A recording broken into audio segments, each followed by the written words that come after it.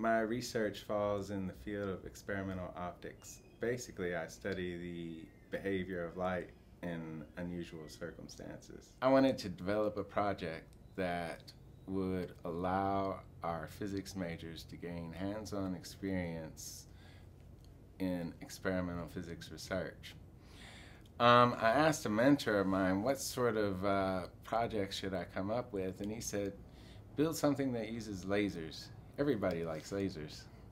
And so I was reading through some journal articles trying to decide what to do, and I came across a couple of articles that describe building an optical tweezers. An optical tweezers is a laser beam that has been focused to a very small spot size, microscopic.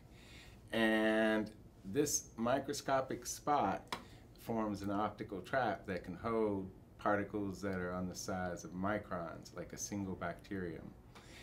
And we use a microscope objective lens to focus the laser light into the spot, and that same microscope objective lens will allow us to see the particles that we're holding in the trap. And then using mirrors, we can tilt the laser beam up or down, left or right, and this allows us to move the particle wherever we want to. My original thought when building the optical tweezers was akin to the field of dreams idea. That is, build it and the ideas will come with what to do with it. I was given a talk about the tweezers' capabilities when a fellow suggested to me that I use it to study light circling around inside microscopic spheres. These plastics microspheres, they can be doped with a fluorescent dye so that when you hit the sphere with one color of light, it will emit light of a different color. The light emitted by the fluorescent dye tends to circle around the spheres, and at most frequencies we don't see much light at all, but at certain resonance frequencies we get very intense light emission. And it is these resonances in light circling around the spheres that we study. Our research falls in the category of basic research, so a lot of it is just basically taking experimental work and comparing the theory comparing to theoretical predictions so that both can advance.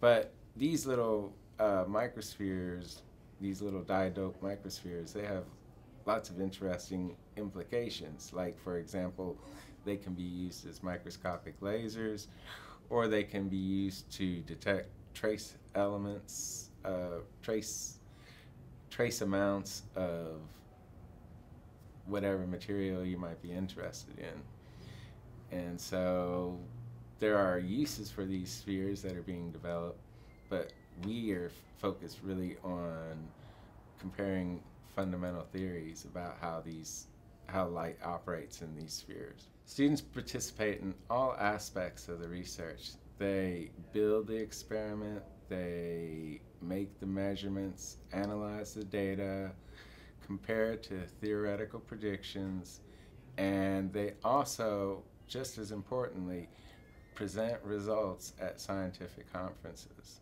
We find that the participation in research is critical for our students when they go out either to apply for graduate school or to apply for jobs. In fact, I hear the same story over and over for students that have applied for engineering jobs. When they go to interview, they're never asked about their coursework.